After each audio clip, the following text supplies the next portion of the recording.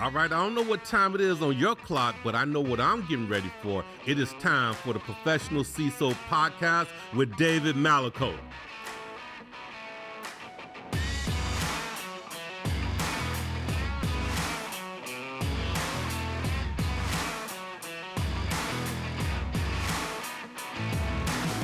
Welcome, one and all, to the Professional CISO podcast. My name is David Malicoat, your host. This show is an exploration of all those things necessary to professionalize the role of CISO. Today, we have a CEO that is solving hard problems in the area of artificial intelligence. His company is operating at the intersection of AI and cybersecurity. But before we get to that, I do want to do a shout out. So we've had some early believers in the podcast, and I want to recognize them early on. We had critical conversations when this was just an idea, and they saw the vision from the start, and we truly appreciate it. So I want to give a shout out to Contraforce with Stan Golubchik and Ricky Melendez over there. Those guys start up hyper automation for security ops, doing a great job. Really appreciate what they're doing. Same thing with Interpret Security, Nick Lanta and Michael Jenks, as well as James Sinclair III. Truly appreciate what you guys have been doing for us. They work in the area of continuous threat and exposure management. Again, these guys believed us from the start, and they're making this possible. And so we truly appreciate it with them. And now, let's talk about being a professional CISO. Our guest today in today's episode is Shashank Tiwari. He's the CEO of Uno.ai. Previously and currently, Shashank is a company builder, and he has been at places like Nutanix, Medallia, and StackRox. Please welcome Shashank Tiwari. Well, thank you for having me, David, on the show. Thanks for being here. Truly appreciate you being on the Professional CISO.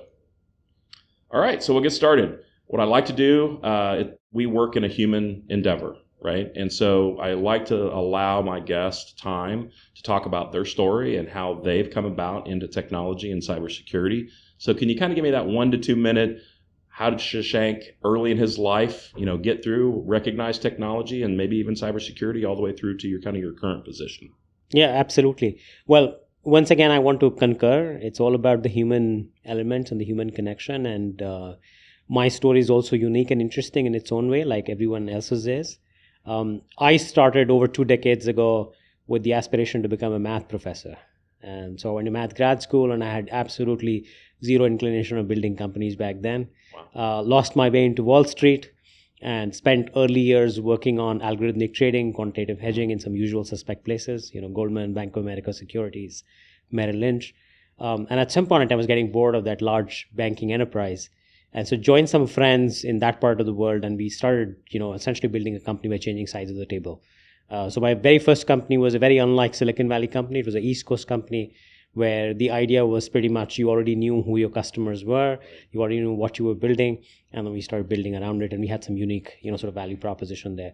But it got me hooked onto company building. It was just intoxicating. It was energizing, right? And then technology was, of course, the core piece of the puzzle out there. And that's what got me West Coast as well, moved to California from there. And then over the last 15 years or so, I have essentially been deep into startups. Some of it very serendipitous, some by design, but all said and done, each has been a very unique journey. And, it has taken me all the way down from machine learning and AI to deep infrastructure to cybersecurity. My most recent last 5 years or so have been deeper and deeper into this intersection of cyber and AI. And that's what led to even today me building a company in that, that sort of the intersection of those two domains.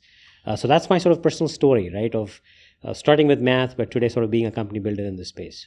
So do you find, it's interesting, I talk to a lot of CEOs, and I find that particularly startup CEOs tend to find once they hit that first build, right, of a company, that now it's in your blood, and it kind of continues. So usually you find out pretty quick whether it's for you or not for you, but if it's for you, you tend to do it multiple times. Did you find that to be your case? 100%. In fact, there's a parallel analogy that I like to draw.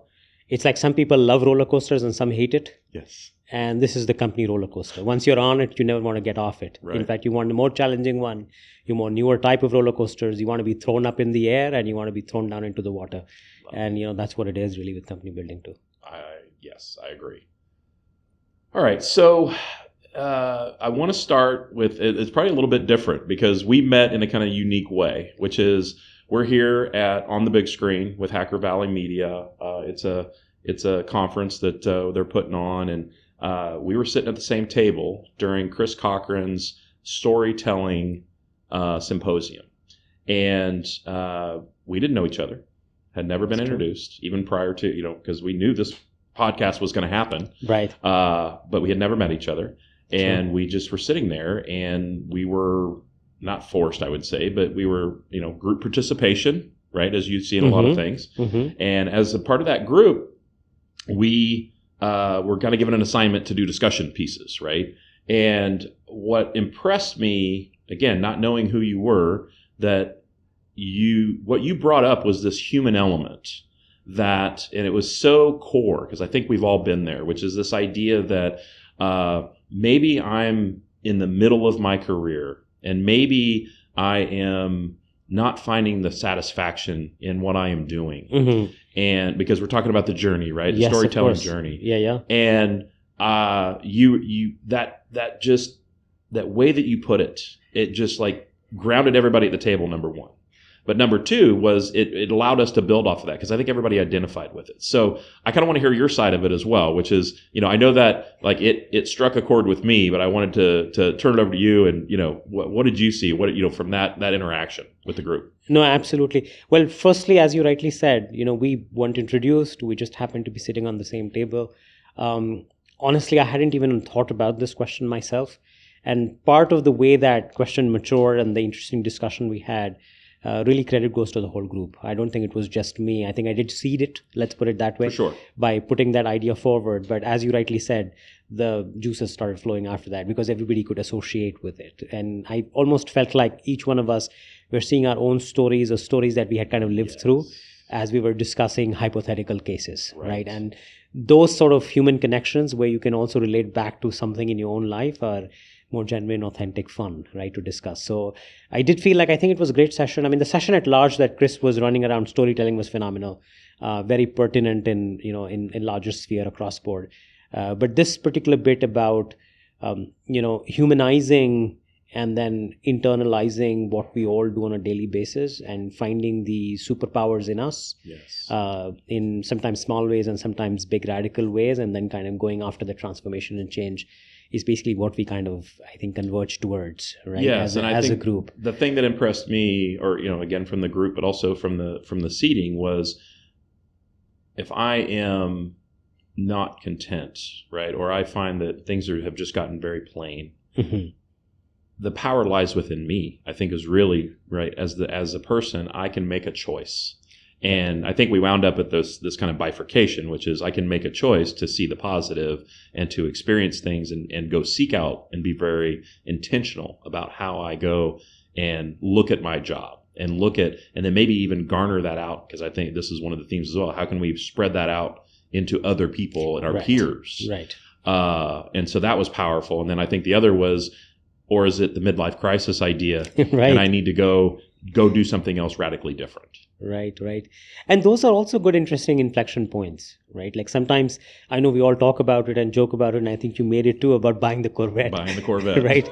But that's a reality of life, right? Like a lot of people, when they hit a certain age or a certain phase of their life, or, certain phase of their career for that matter, or certain life events that happen to them, they do get into that mood of introspective mode, reflective mode, and it helps them transform in multiple ways. So I think there is an element of that for sure. Well, all I can say is I will remember that interaction for a very long time, because again, we were just sitting here within like the last 10 minutes of the prep for the show and found out that, right, we had just happened to sit at the same table and oh, that's who you are. Oh, that's who you are. Yeah, but then be able to share that. And so it's another interesting, I can go tell the story about the story, which, there's power in that, I think. So to have that ability. So truly appreciate that. And obviously you're, regardless of where you're at in your life and what you're building, you're going out and interacting with people in a good quality way, in a good, positive impact way. So I think that was part of the seed for me as well, is that you can have the influence without people knowing who you are. Oh, thank you. Yeah, absolutely. And I do cherish that, by the way. And, credit goes to everyone. And I learned so much myself that, the human connections is what lasts. Agreed. Okay, so now we're going to start rolling down the CISO path, right? Mm-hmm. So obviously I'm going to be selfish about this and say, right, the professional CISO, I want to make sure that it's about the CISO, but it's also about how we interact with our stakeholders, right? So it's very important for me to hear the feedback from people from the outside, and particularly around innovation. Particularly around, and when this day and age for sure, when you hear innovation, you're thinking a lot of times AI. Mm-hmm. Right. And obviously, It's no coincidence that you're sitting here as the CEO of an AI company, an AI intersection of AI and cyber. So as a CISO, what should I be thinking about right now when it comes to AI? Yeah, so there are two dimensions to this puzzle, if you may, the emergence of AI out there. One is the security for AI, and the flip side of that is AI for security. Right. And so AI brings in its power, its newer capabilities, to accelerate the cyber programs, right? To do more with less, or in fact, as one of my CISO friends says, to do less with less, because I think sometimes we just get too busy doing more. But nonetheless, just make ourselves more effective, more productive, do things at a faster pace with lesser error, more accuracy, all the good things, right, that we want out of our program. So certainly there is this AI for security.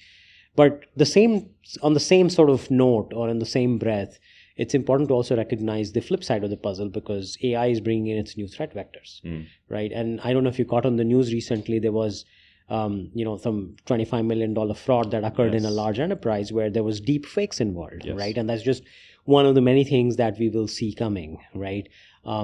And then, of course, various other variants of it, in the sense that, malware being generated very easily using AI, attacks being conducted out using AI.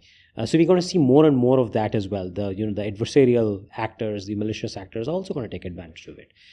So now, as a CISO, the challenge is you're sitting right in the middle, right? You've got the weapon with you, right? And you can take advantage of it and make yourself and your team and your program more effective and better.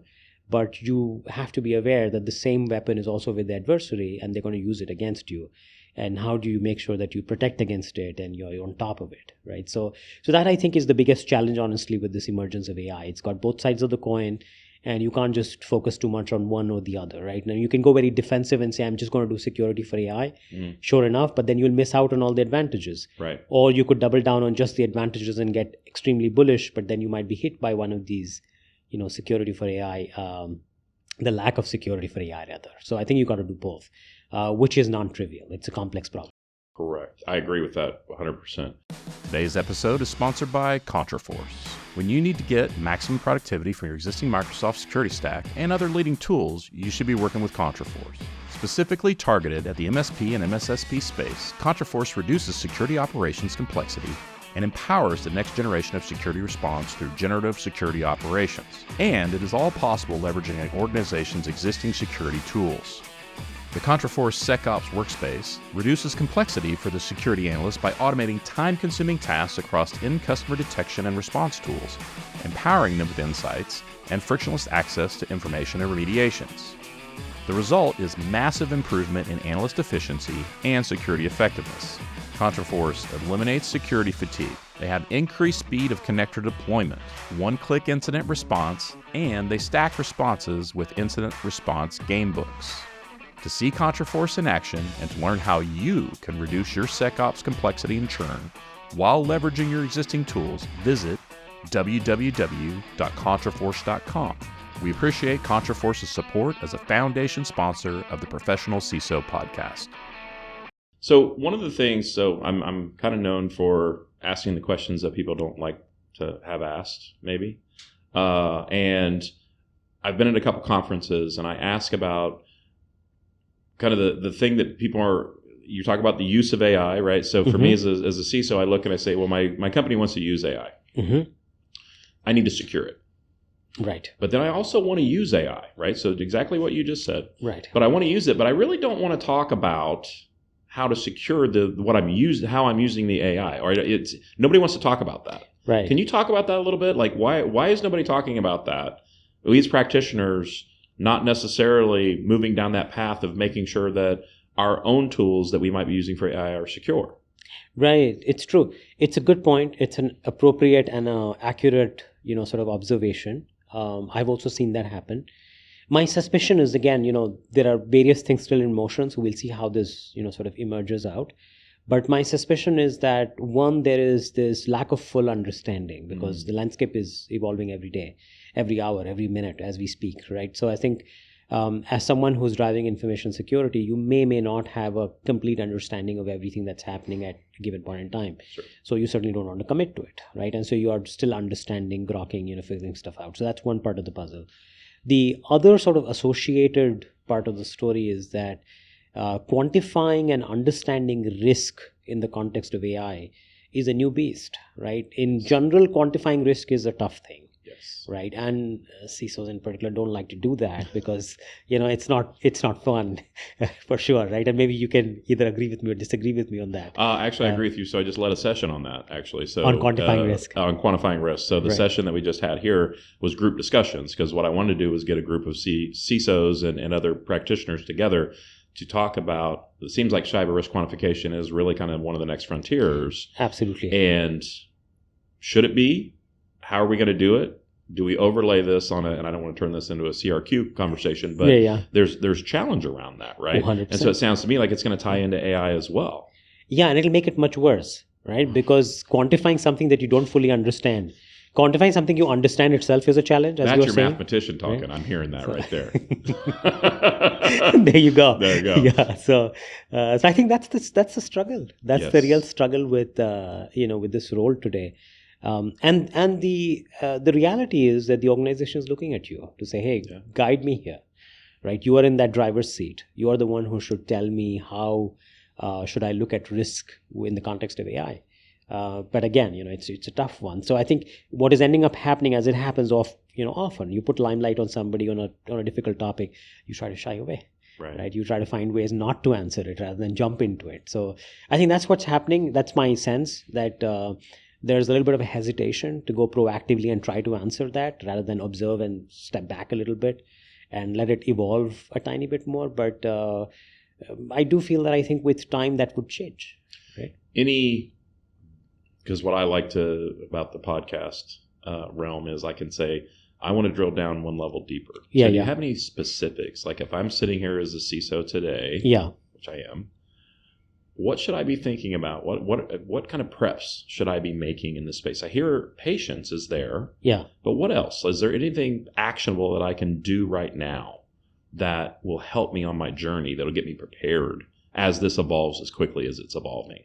Oh, 100%. So I think the first piece where, as a leader and as a, sort of the man in front of a team, it would be good to kind of understand the various threat types. So even if you don't quantify it, at least, catalog them, right? So just, for example, I'll give you a couple of examples. So in the old world, we would talk about, things like SQL injection as a type of attack, right? And so there is like a cousin of that, if you may, in the AI world, which is prompt injection, right? Yes. And so I think like it's worthwhile to at least dig into attack vectors like that, because there is a way to relate to something that the team understands, that you as a leader understand, right? So one could kind of parse that a bit more and, figure out all those different attack vectors like that. So that's one thing that can certainly be done, right? Like just catalog them, document them as a starting point. The second part, I think, which is, important, is to even try and start recognizing things that are difficult to comprehend. So, for example, there is another piece which is being discussed quite a bit is what would privacy look like and, what would fidelity of data look like in the world of AI, right?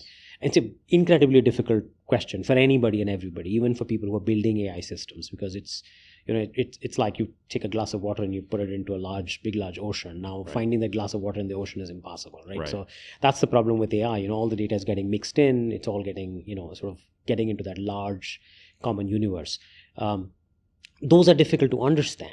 Those are difficult to quantify, but even figure out how you can deal with it. But I think in those kinds of situations, it's worthwhile to at least bubble them up so that conversations are happening.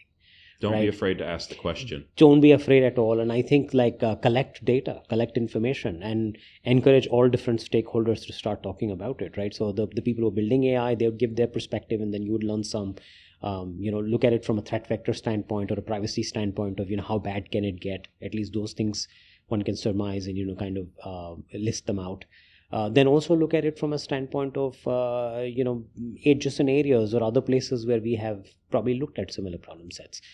So what I'm trying to say is look at the familiar attack vectors, catalog, document, start, sort of getting hold of them. And then the unknowns, which are scary, like deepfakes, another one. Right. Very scary. Don't know how to deal with it, right? It's completely unknown beast. At least let's start talking about it and start learning about it. So my mind immediately goes to, as I'm going to talk about it more, now there's this likelihood that people may panic a little bit. For So sure. what is our responsibility in keeping that in check as well? Is there any ways that we can help that? Because again, I want to encourage the dialogue, but at the same time, I don't want to yell fire in the middle of a packed theater either. Absolutely. You make a great point. So I think with the emergence of AI in general, there have been two types of voices: extreme enthusiasm and extreme panic. Yes. There's nothing like well-reasoned Nothing in the middle, between. nothing in between, right? And so all those who are excited about the promise of the future are saying, well, let's double down on AI, and that's the way to go. And then of course the other side, the fears are not only security, but also the sort of fear that this is going to destroy humanity, right? That AI is going to become so smart at one point in time that it'll take over our consciousness and kill us all, right? And so there's these two extremes that we are sort of trying to fight with. I feel like whenever there is such a polarized extreme, sort of worldview, it's best to start drawing things to the middle, right? And I think that's where the CISO can start doing stuff, where they can start being that reasoned voice in the room, right? Yes. Where they can say, sure enough, yes, there are risks, understand things can go wrong, but let's see where it's helpful. Let's start figuring out where things are risky and kind of start becoming that balanced opinion in the room. So almost like the voice of reason, yes, but by the talking about it more, but also talking about it in a very plain and effective way, right? That it's almost calming to people. Absolutely. And in a way, I think this go counter with what we were discussing a little while back, that especially when you're discussing then in a balanced way, kind of detached from emotion. Right? Because the problem is that on either side, the one who are panicked and the ones who are super excited, sure enough, there's a little bit of element of truth in those, but there's a lot of emotion, right? And so somebody could just get rid of that emotion and say, well, let's look at what is it today, right? What does it look like today? Where are the exact threats? How long will it take to pan out, even if the threat that we are thinking of might become real someday? How could we possibly mitigate it, manage it, understand it? So once you start looking at it more objectively with less emotion, I think there is room for some interesting conversation and interesting outcomes. Excellent. Yeah, I like that. And those are good, solid points, I think, that you can take away, right? Because I always want folks from the podcast to take actionable points away, right? So I can incorporate into my thinking, now take that action plan, not be afraid to talk about it anymore, and actually be that centered voice for everyone. So great advice. Truly appreciate that. Thank you. So as a CISO, we know that the risk is increasing for us, especially recently. We have the SEC stuff. Everybody's talking about it. I feel it, and I'm at a private company, and regulation generally. And I think, I can see that AI is really going to complicate this potentially, because I know that there's already talk about AI regulation. Yes, indeed. If not some action already. Yes. And so, again, as a CISO, what is that landscape looking like, and how can I prepare myself and my organizations for kind of where that direction is going with the regulation and SEC? Yeah, it's a fantastic question. Well, firstly, I think at large regulation has imposed a new challenge or a new vector that the CISO perhaps traditionally hasn't been prepared to handle or take care of. Starting with the fact that, of course, the SEC has put a certain requirement for public companies, including even, not only 10K and other revelations, but even things like, there's a breach within 4 days, I believe, if I have my facts right. And even including something like if it has a material impact. Now, who's going to discuss what's material and what's not?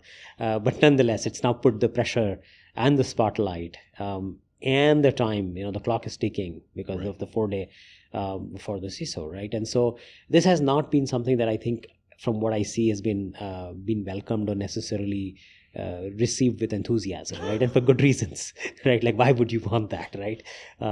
Now, with that new pressure building up, there is this additional pressure now of, okay, well, AI is going to also complicate the matter, and AI regulation itself is picking up speed. What would that look like, right? Does it actually make these things worse or better? Now, here, I have a couple of opinions that, we've also seen from our own exercise, from our own learnings. One is that AI regulation, and this is just AI regulation, forget the security and the regulatory aspects of this, the CISO's new responsibility. But if you just look at AI regulation, I do feel that I think we are preemptively going at it a little sooner than we should. And why I say that is because that's still evolving, it's still emerging, right? And so let it take some shape, and then, one will be well informed, and then you can make the right guardrails around it. But if you don't know directionally where it's going, what's going to happen, you might end up setting guardrails in the wrong place, right? And so then is that going to be helpful, right? Like you could argue like that. And now, of course, in the United States, we are still sort of at least being more reasonable because discussions are very active, but we haven't really enacted any laws in a big way today. But if you look at Europe, for example, they have gone ahead and put some big laws in place already, which is, in my opinion, a little counterproductive, right? And it just increase the work for multiple people, including the CISO, right? Now, the second part of the puzzle is that if you look at the emergence of AI, now we're looking at AI for security, and this is something, in fact, we have been doing recently as a part of our own work, is can we bring in AI to help with generation of these regulatory requirements, right? Even determination of material impact, the generation of these outcomes, because doing it manually is immensely cumbersome. It is. Immensely complex, right?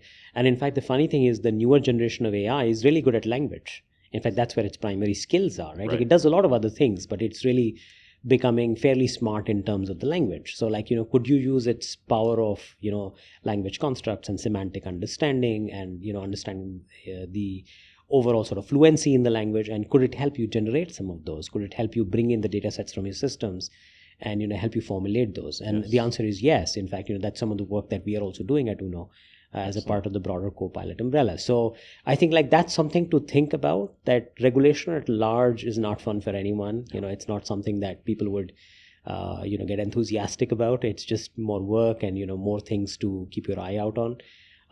But at the same time, I think that it might, AI could actually assist and help in some of those. And then AI regulation itself is, yet another unknown beast, if you may. That we'll figure out right over the next few months and days and weeks. I think we can be confident in thinking that in the absence of some sort of, I say regulation, if not self-regulation, right? Agreement on principles, maybe, right? That the government will feel like they need to take action is the kind of perception that I'm hearing. Is that something that you're seeing as well? I think so. Absolutely. I think that a lot of companies themselves, even open source initiatives, are moving at least to some form of self-regulation, and with the anticipation that some regulation is coming. Well, let me clean up the house, right? Think PCI, right? Exactly. It's one of those, right? Like it's one of those that even if you're not bounded by it yet, it's coming. So you might as well just at least get your processes and get your checks and balances in place. So as we all know, again, we'll hit the kind of the major themes in cybersecurity today. We have a skills gap.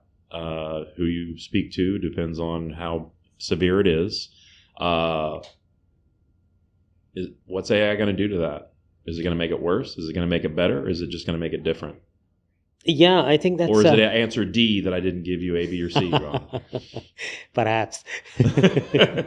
Maybe. Yes. Yeah, so, this is, again, an interesting and a fun topic. At least fun topic from those who are trying to solve it. Maybe not fun topic from those who are suffering under those skills gap issues. But I think it's been discussed quite a bit.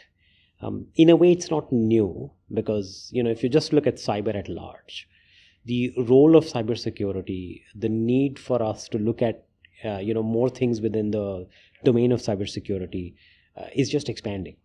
Like if you start looking at it last 5 years, 10 years, we have exponentially been growing, right? And so the demand for the numbers of people and the amounts of skill and the types of skill has just been increasing and increasing and increasing. And obviously, as a society, we haven't been able to fulfill those for multiple reasons. One is that there is the whole argument around we don't have enough amounts of, sort of training and ways for people to segue into these kinds of careers, right? Like it's not that easy. We don't have systems around it. And there's an element of truth in that, although I do feel that I think a lot of places of higher education and certification institutions have been stepping up to that demand, right? They're trying to fulfill that demand because they also see good business opportunity there, right? So it's kind of the law of capitalism and capital markets, which is kind of supply demand kind of bringing things together. But having said that, it's not at the pace and the speed at which you need it, right? So there's still a wide gap there. Now the question is, with AI coming into the picture, again, there is this debate about AI is going to come and take over all our jobs and we're going to become jobless, and then we won't know what to do, right, as a society. So there's that one fear on one side. And then there is the other side of the puzzle, which I think, at least in our opinion, is closer to reality, and at least reality for a long time, is where will AI become the next productivity booster? Will this become my new superpower, my new force multiplier that I can have by my side, so that I can do my job better, faster, all the things that are cumbersome and tedious and time consuming, and for things that I don't have complete skills on, could those be bridged using this, new power that I have by my side? And can that be customized and personalized for each person, each individual out there, right? And so this is the debate really, right? Like on one side is like AI will come take my job, and the other one is AI will make my life easier, right? Will actually help me do my job better. My bet is on the latter one. I do feel that, I think AI is going to become a big enabler. Sure enough, over a period of time, it's going to evolve and we don't know which direction would it head in. But there's also precedent. If you step back and look at it, internet, mobile phone, online communication, everything has actually been an enabler, right? And everything's been okay. Everything's been okay, right? And the interesting part is, I was reading this somewhere about a couple of months back. About 60 years back, whatever professions existed, 45% of them don't exist anymore. Those professions don't exist. But that hasn't made society, really jobless. In fact, newer careers have emerged, newer things have emerged. For example, I would argue, being a podcaster, it wouldn't have been possible 60 years back because there was no network. What would you podcast on, right? So there wasn't such a thing. But today, that kind of media has generated a lot of opportunities, right? Both for professionals as well as amateurs and other folks to kind of jump into it, right? So things like those, like newer opportunities will emerge over a period of time and will enable more jobs, right? So again, bringing back to the world of cyber, I think that we'll probably benefit from AI. I think AI is going to be the force multiplier, and that's where Copilot and other kinds of innovations also play in quite nicely. And they will end up, being the second puzzle, if you may, in this sort of bridging the skills gap. So there's, of course, the systemic issues of making sure we have more, training, more support, more higher education, and then supplement that with the fact that we need continuous education. It's not about getting your education once, right? Like you get your education, you get into the workforce. Cybersecurity is a continuously evolving field. You don't have to nonstop keep learning. Well, that plus everything else that's lacking would hopefully get bridged in meaningful ways, with AI and with the Copilot approach. So I would be remiss if again, since we just met today, I am an adjunct professor at Collin College. Shout out to my classes that I teach. They would probably come at me if I didn't ask you this question. So if back to we're looking for nuggets, right? We're looking for those things that we can take away, hard advice to say, what do you need to be doing? So if you're one of those students in a Bachelor's of Applied Technology for Cybersecurity program, and you're going to graduate here in the next, let's say, year or so or less, what should you be looking at for AI? What skill sets, what maybe certifications should you be looking at to maybe enhance what that education that you're already getting coming out into the workforce? Yeah, so it's a great question. Firstly, congratulations to all your students. Oh, thank you. Because they're in a good, interesting, growing career and a great field. And also kudos to you for being a contributor and educating and creating opportunities for so many youth out there. Thank you. What I would recommend and suggest is look at it from two dimensions as far as AI goes. One is as a young student, I think it is beneficial for every person, and certainly for these bachelors who are majoring and focusing on cybersecurity, to go and firstly learn the tools. Like try to make yourself a power user as a starting point, right? So that way you familiarize yourself with what the tool can do, what are the limitations of the tools, where does it do well, where is it that it's unreliable. And you can start by simply just using some of the public, chat-centric interfaces, but then you can also delve into looking at some of these platforms and tools that are emerging, like even the one that we are making, right? Like the Copilot type of an infrastructure. So that's, I think, one piece of the puzzle that is certainly worth indulging in, worth learning. And the second part of it, which I think is also important, although a little bit more advanced sometimes for bachelor students, but nonetheless always a good time to learn more, is to start picking up parts of that puzzle that they don't understand today, but beginning to wrap their sort of minds around it, because eventually what will end up happening is that we will all become participants in sort of creating this next generation of AI systems, right? Whether we will be doing it by using and training them, or we'll be writing programs on top of it, or we'll be generating such systems ourselves, or manipulating them in ways that it's beneficial for us. And so I think like getting into the innards of it, kind of under the hood, if you may, is always beneficial for that. But again, you can't just jump in straight into that. Right. So start with being a power user, get a hang of all these different technologies that are emerging today, and then that'll nicely sort of create the path towards then sort of peeling the onion, and right. getting to more details, getting to more interesting and fun stuff. Excellent. And I appreciate that. And I know my classes will appreciate that as well. Hopefully others that are listening to the podcast will be able to help take that. I get the question all the time. Every class, every set of younger folks that I speak to, because they're eager, but a lot of times they just need the direction. It's true. So I truly appreciate that. Well, thank you. All right. Well, it is time for 10 questions. Shashank has been so gracious to step up here and take on the 10 questions. I'm building it up a little bit. Ultimately, this is about a human story, like we said earlier in the podcast. And so for us, I like asking these questions because it really helps folks connect with our guests. Mm-hmm. And so really, they're kind of short answer. You can feel free to give as much as you wish, but we try to keep it not rapid fire per se, but kind of on a decent clip. So question 1, what is your favorite word? Vision. Vision. Yeah. Thank you. Vision. I like that. I like it. What is your least favorite word? I guess hate. Yes. I like it. What area of your work do you find most interesting? Learning. Just learning about everything. Learning about technology, learning about people, learning about processes, learning about customers, just learning. What area of your work is most challenging for you? Staying focused at all times. It's easy to get distracted sometimes. So staying focused at all times is and the challenge of that with the learning. Right. The balance. Right. The balance. Exactly. What sound or noise do you love?